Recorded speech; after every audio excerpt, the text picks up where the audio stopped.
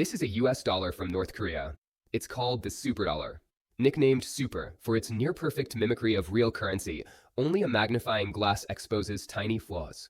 For example, a genuine bill has a closed design here, while the counterfeit shows a tiny gap. Another spot. Real bills intentionally blur certain details, but the fake version fills them in. No exaggeration, these counterfeits are more convincing than authentic money. So how did they flood the market?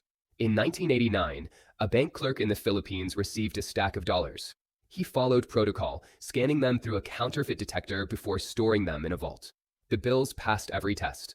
But as he placed them inside, the top bill felt off. He just couldn't figure out why. He rechecked them multiple times, but the machine showed no issues. Confused, he handed the bills to his manager, who sent them to the Philippine National Bank. The bank flagged them as suspicious and forwarded the case to the U.S. Secret Service. The Secret Service ran standard tests, UV lights, security thread scans, paper analysis. Everything checked out. Finally, they called in an expert. Under a magnifying glass, two subtle flaws emerged, the gaps, and filled in details we mentioned. This case stood out. The Superdollars were too flawless. First, they used intaglio printing presses, expensive, industrial machines used for currency, passports, and stamps. Ordinary criminals couldn't afford or access this tech. Second, the materials matched real money. Most bills aren't paper. US dollars, for instance, blend 75% cotton and 25% linen. Only a few global companies produce this mix, making it nearly impossible for criminals to replicate. Advanced ink, security threads, and hidden patterns added another layer of authenticity. The US concluded this wasn't small-time crime, it was state-sponsored. If superdollars reached the Philippines, billions could already be circulating. The Secret Service launched an investigation, targeting hostile nations like Iran, Cuba, and Syria. Evidence soon pointed to North Korea. In 1994, 5 North Korean diplomats in Hong Kong were arrested with $430,000 in superdollars. The same year, a North Korean businessman tried depositing $250,000 in fake bills in Australia. By 1996, a Japan-based North Korean associate was arrested.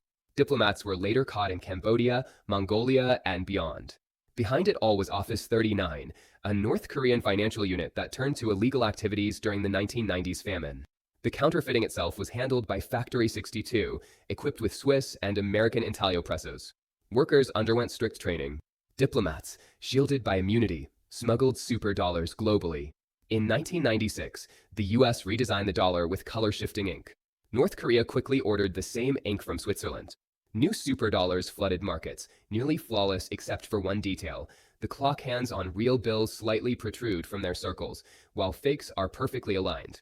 As US surveillance on diplomats tightened, smugglers turned to traders.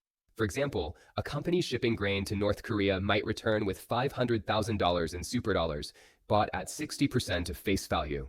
The profit margins lured traders, politicians, and mobsters. By 2013, newer $100 bills with 3D security strips and microprinting slowed the superdollar spread. But North Korea hadn't quit, it shifted to cybercrime. On February 21, 2025, North Korean hackers stole $1.5 billion from crypto platform Bybit, the largest crypto heist in history.